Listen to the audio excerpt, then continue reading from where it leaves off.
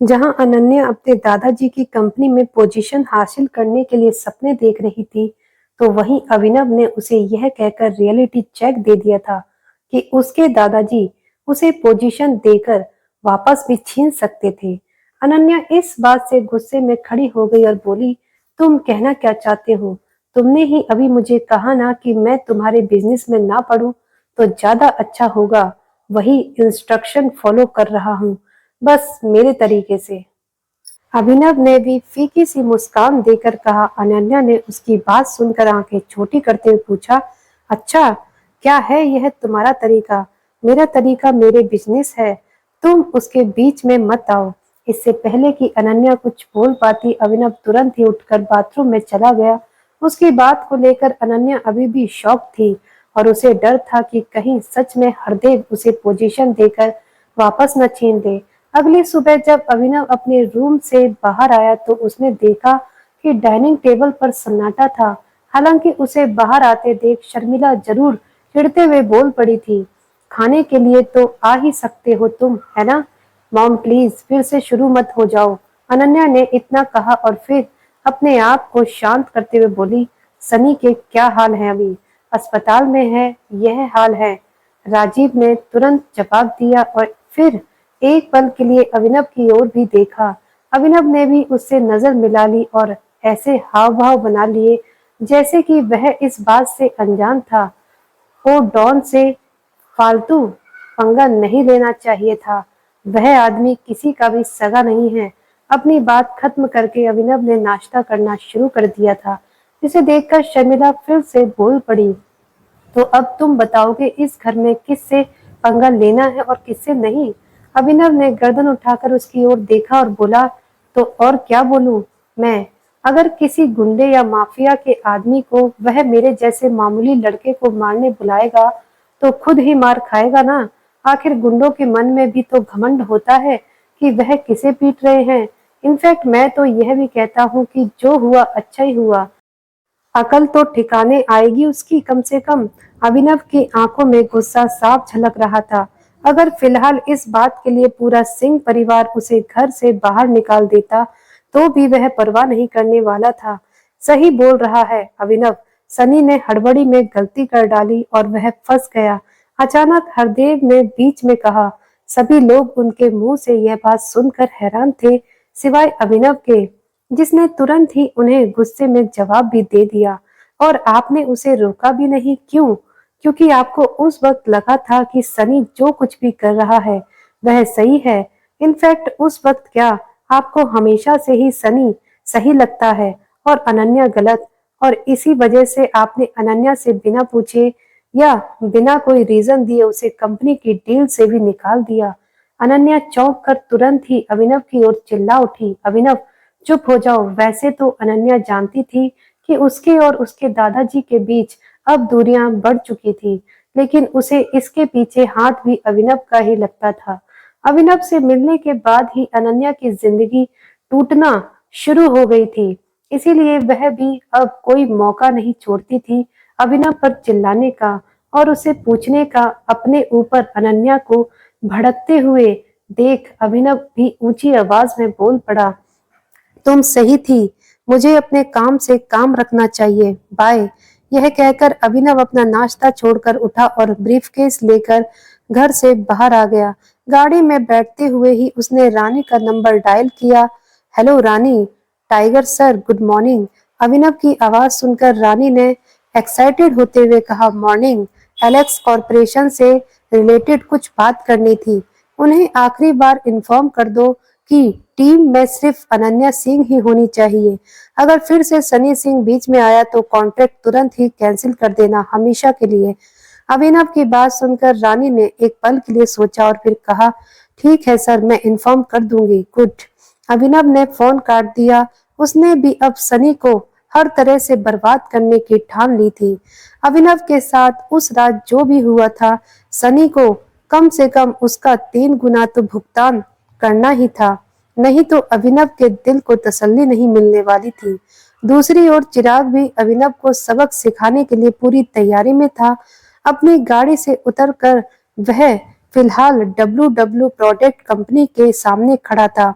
यह प्रोडक्ट्स एक जानी मानी कंपनी थी जिसका सीआईओ चिराग का पुराना दोस्त था। जब वह आखिरी बार मिले थे तब उसके दोस्त ने कहा था कि वह अपनी कंपनी के लिए इमेजिंग सिक्योरिटी से सीसीटीवी कैमरास खरीदना चाहता है। इसी जानकारी से चिराग ने की बत्ती जली थी और उसे लगा कि डब्ल्यू डब्ल्यू प्रोडक्ट और इमेजिंग सिक्योरिटीज की डील में वह कुछ पॉलिटिक्स खेलकर अभिनव को उसकी कंपनी से बाहर निकलवा सकता था। चिराग यह सोच ही रहा था कि अपनी नौकरी खोकर अभिनव फिर से सड़क पर आ जाएगा और गरीबी के चलते फिर से 500 रुपए प्रतिदिन की डिलीवरी वाली नौकरी पकड़ लेगा। हालांकि फिर चिराग ने एक पल के लिए यह भी सोचा कि अगर अभिनव डिलीवरी बॉय ही था तो उसकी शादी अनन्या से हो भी कैसे गई थी। चिराग ने अपने कैबिन में एक लड़के को घुसते हुए देखा।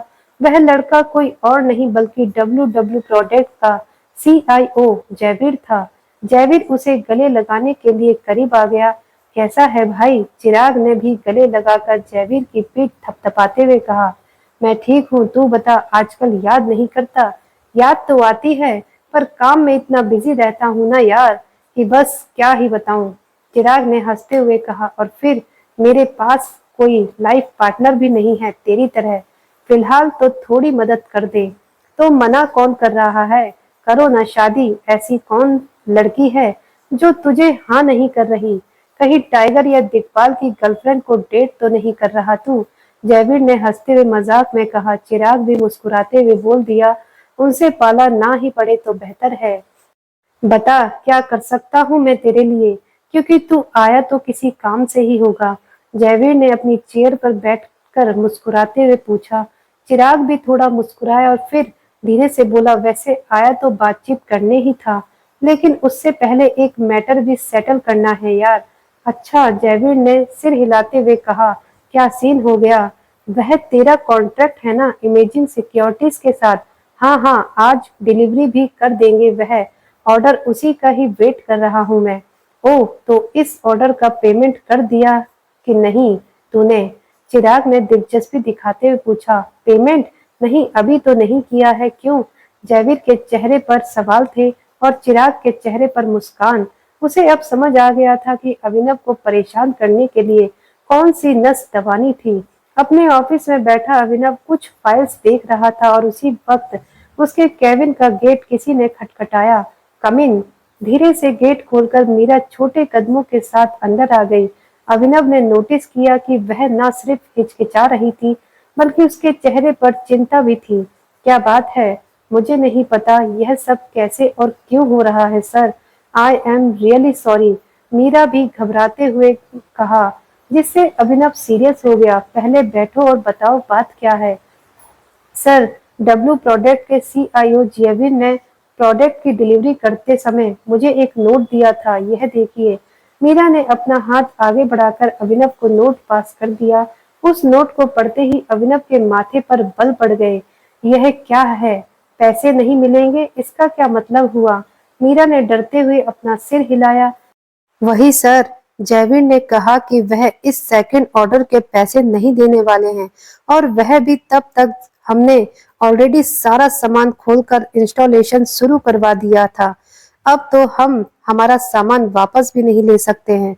मीरा की बात सुनकर अभिनव ने कुछ सोचा और फिर उसे एहसास हुआ, और पैसों की बात कॉन्ट्रैक्ट में भी नहीं थी ना? मीरा ने उस सवाल पर बिना नजरें मिलाए सिर हिलाया। क्यों सर? कॉन्ट्रैक्ट बहुत ही शॉर्ट नोटिस पर तैयार हुआ था, और फिर किसे पता था कि जयवीर जैसा आदमी ऐसा कुछ कर सकता है। मीरा की बात सुनते ही अभिनव ने एक बार फिर उस नोट की ओर देखा जिसमें नीचे एक और लाइन लिखी थी, अगर तुम्हें तुम्हारे माल का पैसा चाहिए तो कल 12 बजे ऑफिस पहुंच जाना, लेकिन याद रहे वह मैनेजर साथ ना हो। अभिनव को लगने लगा था कि यह प्रॉब्लम उसी के लिए खड़ी करी गई थी, पर वह यह नहीं समझ पाया था कि इसके पीछे कौन था। कहीं देवेन या फिर सनी तो नहीं? ठीक है, एक काम करो, तुम कल उससे मिल के आओ और मुझे बताओ वह क्या बोलता है। अभिनव के सजेशन पर मीरा ने सिर हिलाया और वह चेयर से उठने लगी। ठीक है सर, अब मैं चलती हूँ। मीरा के जाते ही अभिनव फिर से उस नोट को गौर से देखने लगा। उसे महसूस हो रहा था कि यह उसके खिलाफ कोई साजिश थी। पर सवाल अभी भी यही था कि ऐसा कर कौन सकता है। देवेन खुद अपनी कंपनी बचाने में लगा था, वहीं सनी हॉस्पिटल में था, तो फिर कौन?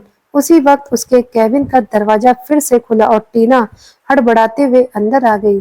सर, अभिनव ने उसकी ओर देखा और तुरंत कहा, नॉक करके आया करो, यह तुम्हारा घर नहीं है।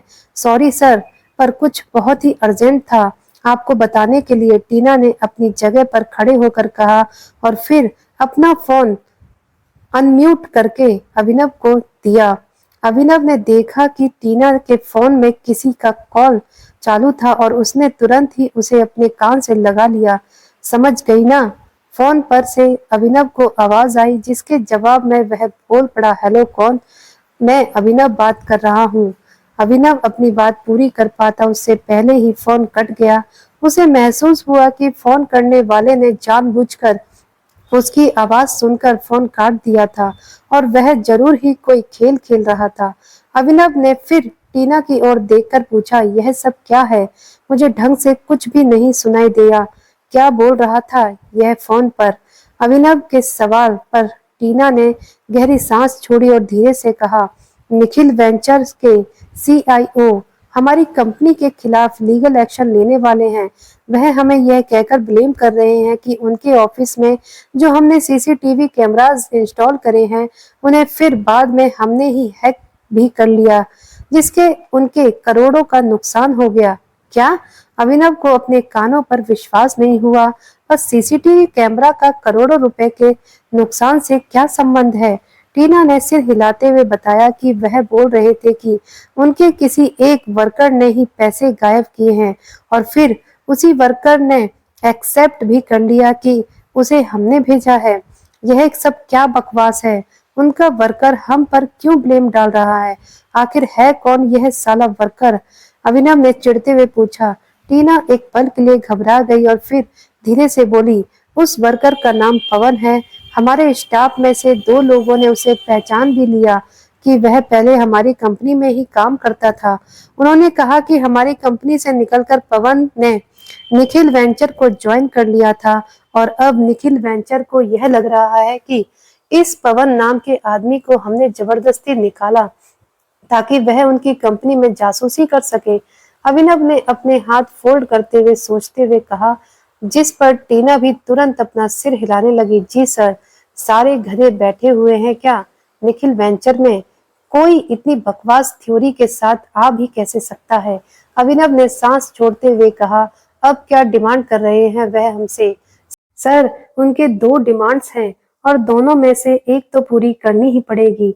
पहला, या तो हम उन्हें उनका पूरा पैसा रिफंड कर दें या फिर दूसरा दूसरा ऑप्शन टीना कह नहीं पाई, उसके गले में ही शब्द अटक गए।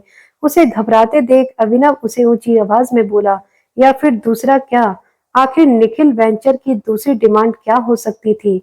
और दूसरा टीना बताने से हिचकिचा रही थी। बोलो टीना, दूसरा ऑप्शन क्या है? अभिनव की ऊंची आवाज सुनकर टीना तुरंत ही बोल पड़ी। दूसरा ऑप्शन उन्होंने यह बताया कि इमेजिंग सिक्योरिटी से आपको फायर कर दिया जाए सर। टीना का खुलासा सुनते ही अभिनव को ज्यादा शौक तो नहीं लगा, पर वह हैरान जरूर हुआ। उसे पता था कि दूसरा ऑप्शन यही है, लेकिन वह हैरान इस बात से था कि अब कौन उसके खिलाफ चालबाजियां चल रहा था। ठीक है, मैं देख लूंगा, तुम जा सकती हो। अभिनव का ऑर्डर सुनकर टीना अपना चेहरा लटकाए चली गई। उसे जाते देख अभिनव ने भी सोचा कि उसे फिलहाल डॉन से मिलने की जरूरत थी। उसे यह भी पता था कि निखिल वेंचर में कोई चोरी नहीं हुई है और वह जरूर ही उसी के खिलाफ चल रही प्लानिंग का एक झूठ है। शाम होने को आई। अभिनव ऑफिस से निकलकर डॉन को फोन लगाने ही वाला था कि उसी वक्त सामने से उसी का फोन आने लगा। सर, आपके लिए कुछ नई इन्फॉर्मेशन है। फोन पर बताना सही रहेगा या हम कहीं मिले? नहीं नहीं, मुझे एटीट्यूड क्लब के बाहर मिलो अभी, अभिनव ने कहा और वह फोन काटकर गाड़ी में बैठ गया। एटीट्यूड क्लब की ओर जाते हुए उसे लगा कि फिलहाल डॉन के पास या तो देवेन या फिर सनी के बारे में ही कोई इन्फॉर्मेशन हो सकती है। यही सोचकर उसने आइडिया भी लगाया कि कंपनी में आई हुई प्रॉब्लम में भी कहीं न कहीं हाथ फिर से उन्हीं का था। कुछ ही देर में वह एटीट्यूड क्लब के बाहर पहुंच गया, जहां डॉन और रंजन ऑलरेडी उसका इंतजार कर रहे थे। जैसे ही उन्होंने अभिनव की गाड़ी देखी, वह उसके करीब आकर पीछे वाली सीट पर बैठ गए। अभिनव गाड़ी को क्लब के सामने से हटाकर उसकी साइड वाली गली में ले गया, जहां पर कोई चहल पहल नहीं थी। बताओ, क्या इन्फॉर्मेशन है? सर, रंजन को उस देवेंद्र के बारे में एक खबर लगी है। दोनों ने रंजन की ओर देखा। जो भी सुना है तूने बता सर को। इससे पहले कि रंजन बोलना शुरू भी कर पाता, अभिनव बीच में बोल पड़ा।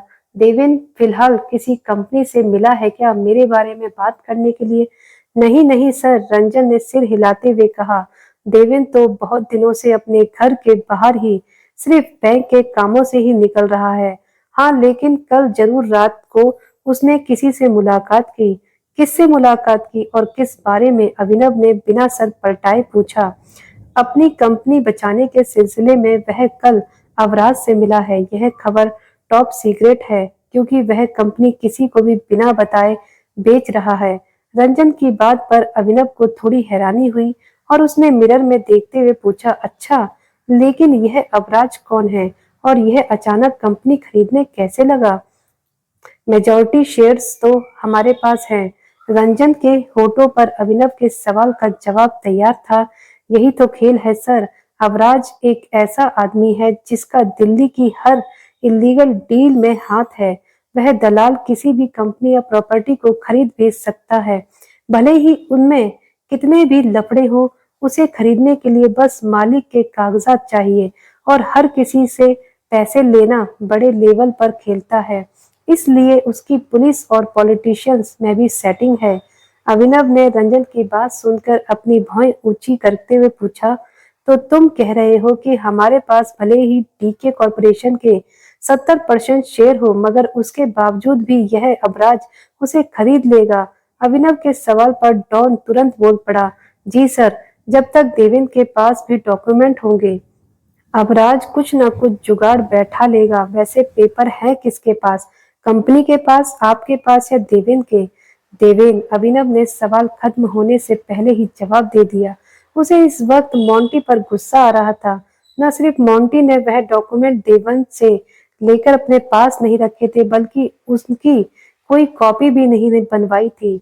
हालांकि उसने फिर यह भी अनुमान लगाया था कि शायद मोंटी ने पेपर इसलिए ना लिए हो क्योंकि टाइगर उसे कंपनी में अपने शेयर्स वापस बेचने ही वाला था। तो अब क्या करना है सर? रंजन ने थोड़ा डरते हुए पूछा। अभिनव ने एक पल के लिए उसे देखा और फिर नजरें सामने करके कहा, यह दलाल अबराज कहाँ मिलेगा? अभिनव के सवाल पर डॉन और रंजन ने एक दूसरे को देखा और फिर डॉन ने धीरे से कहा, सर, अबराज बहुत ही चालबाज इंसान है। इतना खतरनाक है कि बड़े बड़े लोग भी उससे दूर रहना पसंद करते हैं। वह ऑलमोस्ट एक तरीके की माफिया ही चला रहा है। मैंने पूछा कहाँ मिलेगा वह, उसका जवाब दो। अभिनव डॉन पर भड़क उठा, जिससे डॉन घबरा गया। उसी वक्त रंजन बीच में बोला, सर, अपॉइंटमेंट लेनी पड़ेगी इससे मिलने के लिए। वह भी कुछ 3-4 घंटे पहले ही।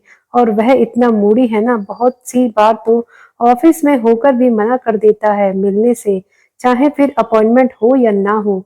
रंजन की बात पर अभिनव ने हल्की सी मुस्कान दी। अच्छा, मैं मिल रहा हूँ उससे। मुझे किसी अपॉइंटमेंट की जरूरत नहीं है। बताओ कहाँ रहता है वह? अभिनव का कॉन्फिडेंस देखकर डॉन और ज्यादा घबरा गया और बीच में बोल पड़ा, सर, वहां इस तरह अकेले जाना ठीक नहीं होगा। एक काम करते हैं, आप वहां पहुंचिए, मैं कुछ आदमियों को लेकर आपसे वहीं मिलता हूँ।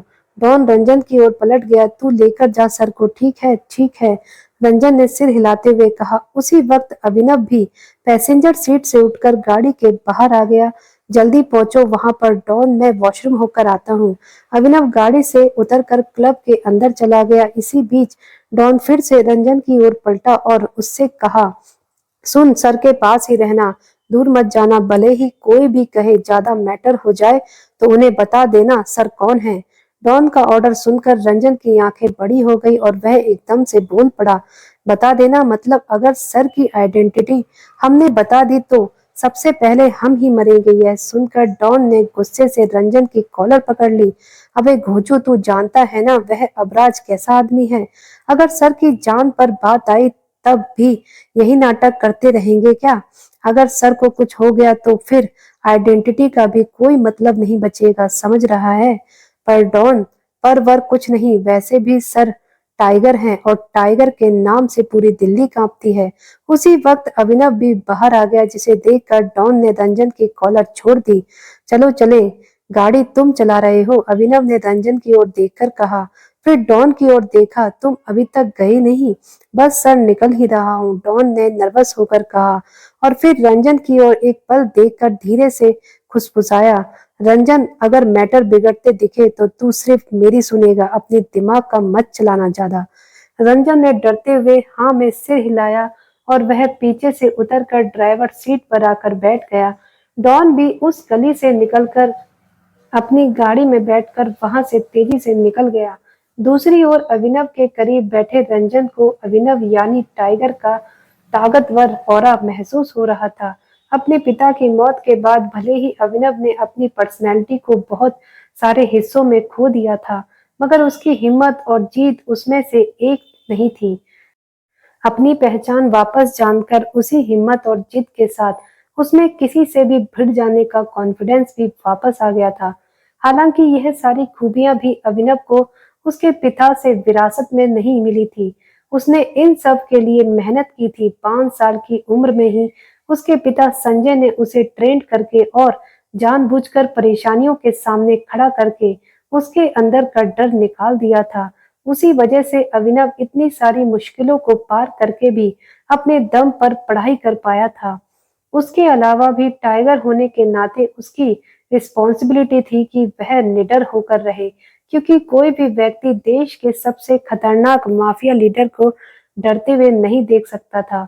अगर तुम कमजोर रहोगे तो उन्हें भी खो दोगे जिन्हें चाहते हो, लेकिन ताकतवर रहोगे तो पूरी दुनिया तुम्हें चाहेगी। संजय गढ़वाल के यह शब्द अभिनव के कान में अक्सर गूंजा करते थे और इन्हीं शब्दों से उसे अपनी माँ की भी याद आया करती थी।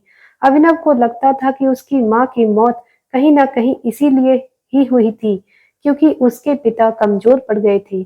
उसी वजह से कमजोर बनकर रहना दुनिया में इकलौती ऐसी चीज है जो अभिनव अफोर्ड नहीं कर सकता था। कुछ देर बाद रंजन ने एक बिल्डिंग के सामने गाड़ी लाकर खड़ी कर दी।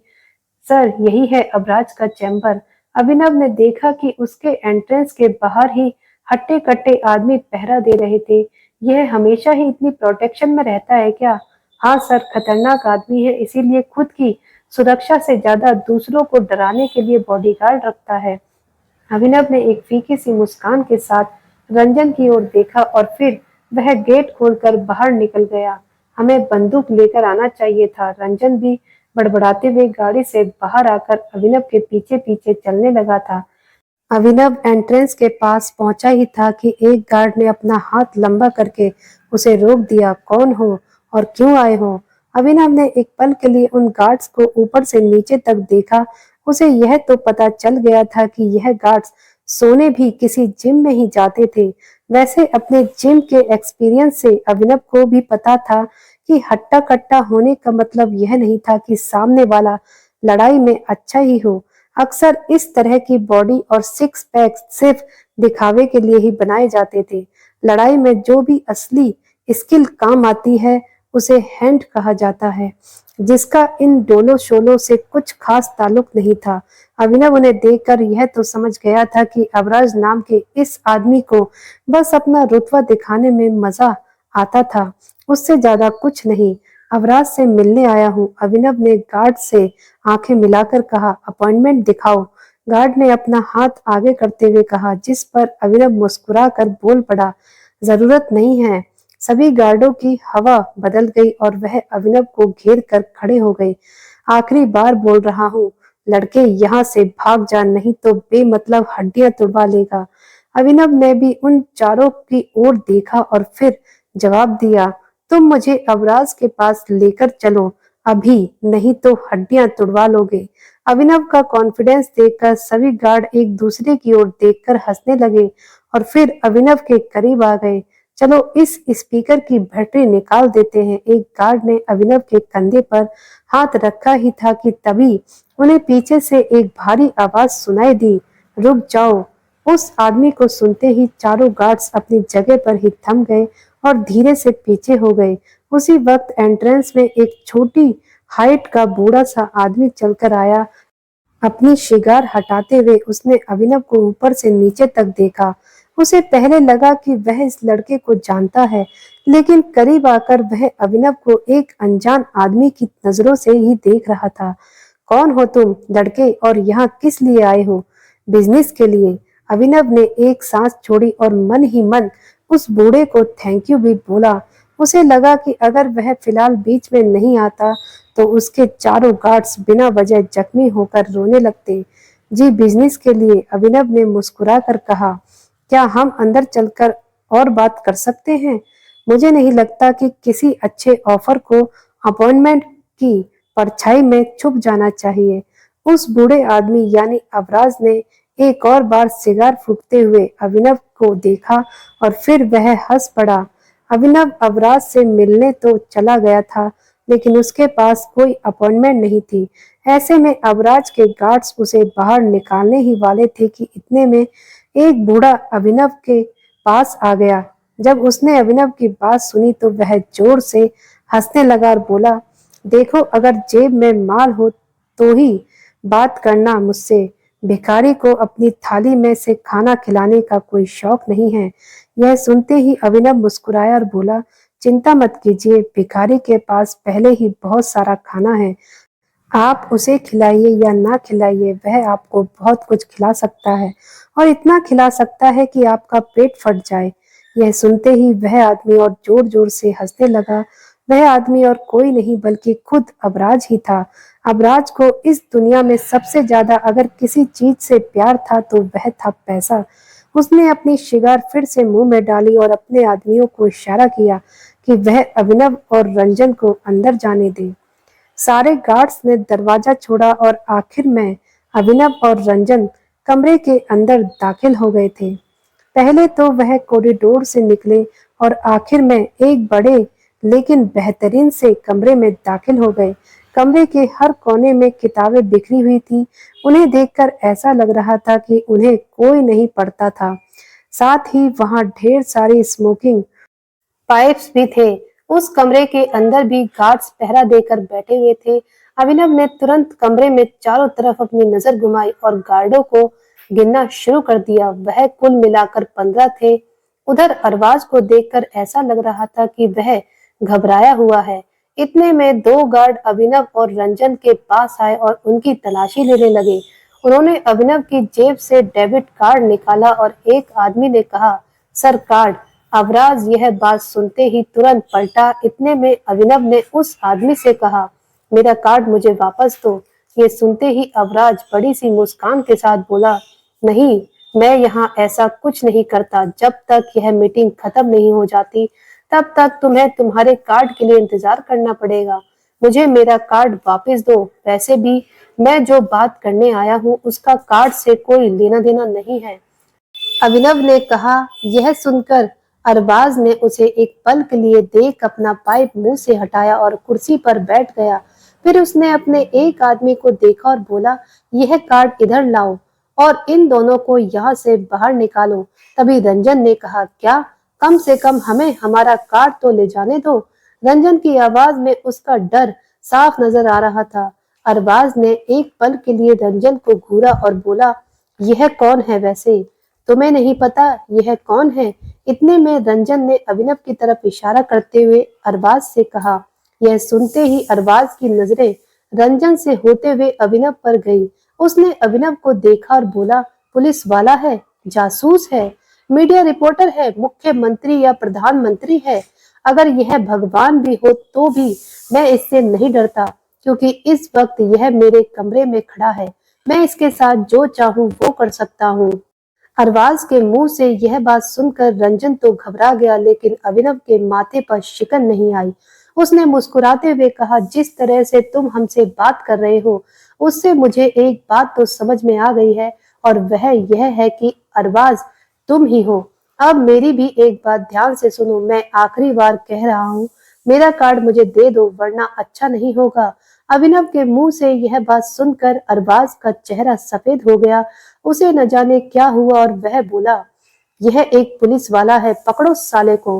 यह सुनते ही रंजन घबरा गया। उसे समझ नहीं आ रहा था कि अब उसे क्या करना चाहिए। इतने में जिस लड़के के हाथ में अभिनव का कार्ड था, वह थोड़ा सा पीछे हुआ और बाकी लोग अभिनव की तरफ धीरे धीरे बढ़ने लगे।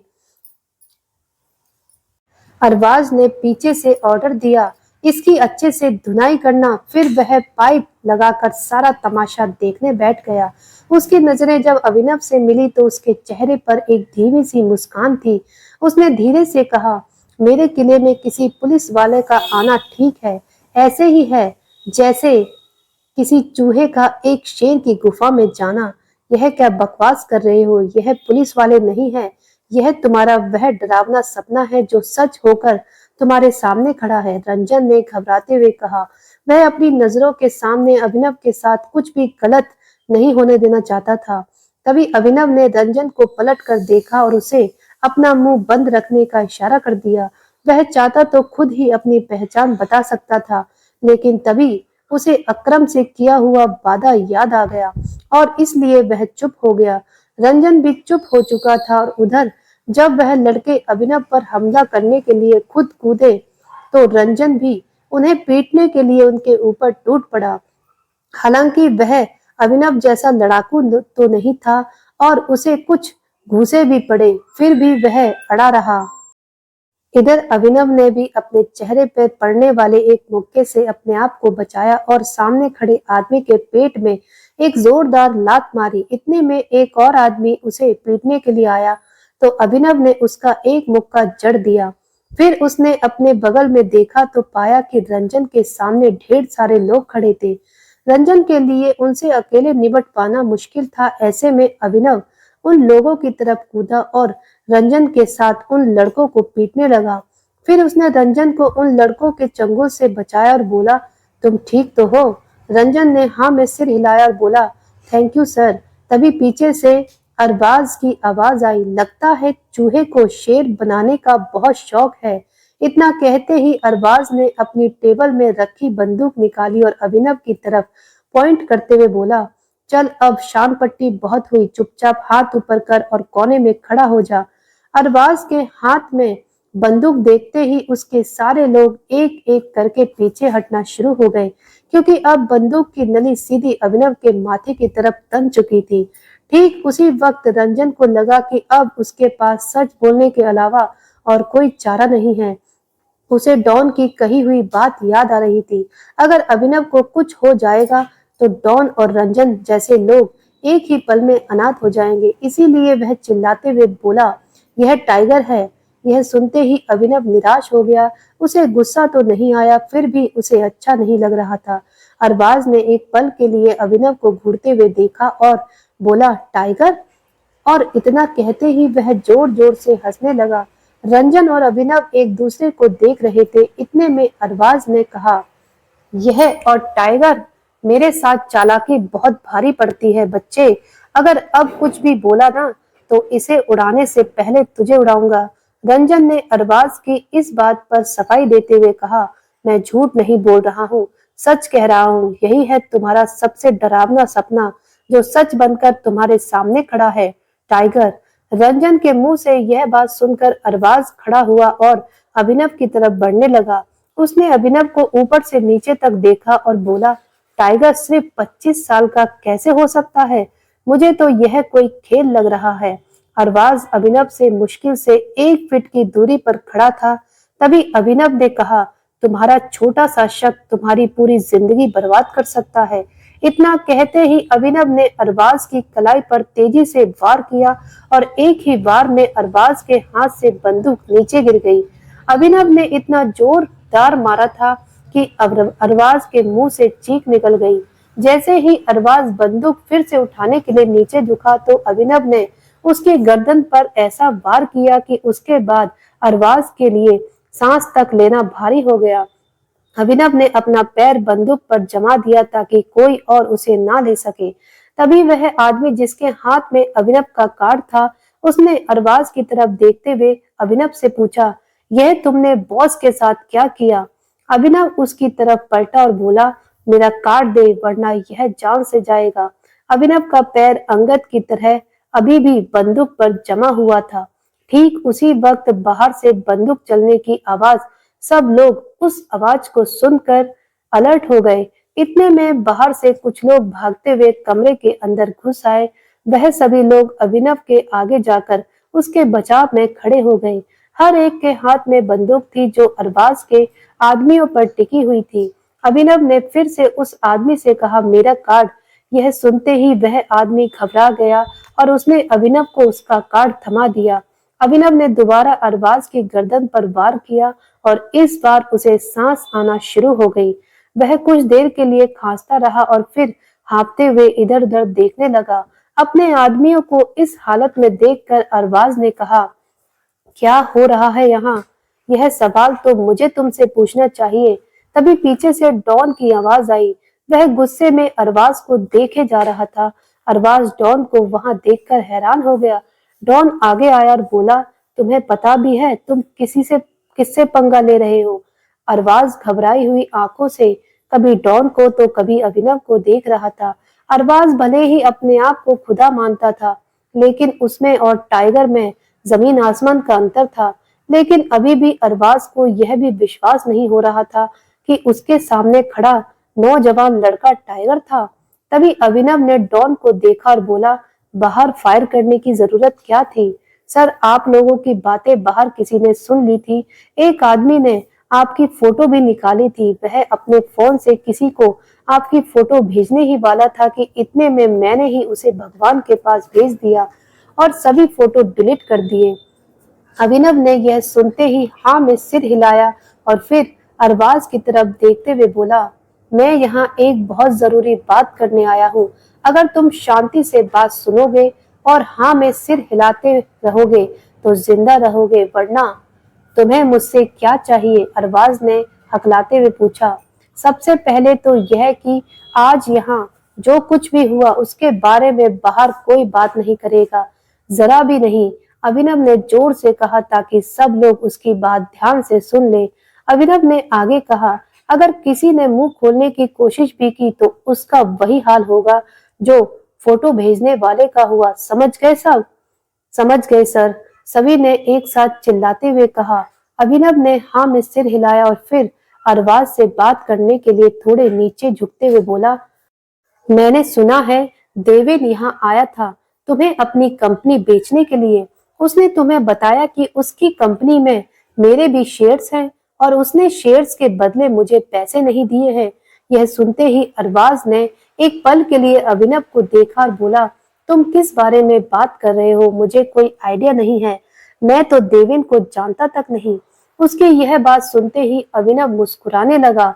वह जानता था कि अरबाज झूठ बोल रहा है। ऐसे में अभिनव ने बंदूक उठाई और अरबाज के माथे पर टिकाकर बोला, मैं आखिरी बार बोल रहा हूँ, इस बार अगर तूने सच नहीं बोला तो फिर यह बोलेगी और यह बोली तो तू बोलने लायक नहीं रहेगा। यह सुनते ही अरबाज घबरा गया और बोला, मैं देवेन को जानता हूँ। वह यहाँ कंपनी बचाने के लिए आया था, लेकिन उसने मुझे यह नहीं बताया था कि उसमें तुम्हारा शेयर्स भी है। अच्छा, डॉन ने पीछे से कहा। उसे अरबाज पर भरोसा नहीं था। अरबाज ने उसकी शंका का समाधान करने के लिए कहा, तुम्हें क्या लगता है मैं टाइगर के सामने झूठ बोलूंगा? देवेन ने यही कहा था कि कंपनी उसकी अकेले की है और इसीलिए मैं रेडी हुआ था। मैंने 50-50 में डील फाइनल करवाई थी। अभिनव ने पूछा, तुम्हें खरीदार मिला क्या? हाँ, एक आदमी है, हम उसे कल मिलने वाले थे। बहुत बढ़िया, तो तुम कल उससे मिलो और देवेन के सारे डॉक्यूमेंट्स ले लो। उसे यह भी बताना कि मैं यहाँ तुम्हें धमकाने आया था। उससे कहना कि इस धरती पर उसके पास भागने के लिए कोई और जगह नहीं है। बहुत जल्दी पुलिस उसे उठाकर अंदर डाल देगी और तुम डॉक्यूमेंट लाकर दो डॉन को। इतना कहकर अभिनव खड़ा हो गया। अरबाज ने घबराते हुए पूछा, मेरे पास पैसे? भूल जाओ, तुम्हें कुछ नहीं मिलेगा और अगर ज्यादा मिचमिच की तो जान से मार दूंगा। और यह तो सोचना भी मत कि मेरे बारे में दिग्पाल को बताकर अपना पैसा रिकवर कर लोगे। इस पेज में डालकर तुम्हें आग लगा दूंगा। अभिनव ने कहा, लेकिन यह बात अरबाज के मन में अभिनव के कहने से पहले ही चलने लगी थी। वह सच में अभिनव की जानकारी दिग्पाल को बेचने के बारे में सोच रहा था। क्या सच में अरबाज ऐसा करेगा? क्या दिकपाल को अभिनव की असली पहचान पता चल जाएगी? दोस्तों, कहानी में मजा आ रहा है या नहीं, कमेंट करके जरूर बताइए। मिलते हैं अगली वीडियो में अगले एपिसोड के साथ।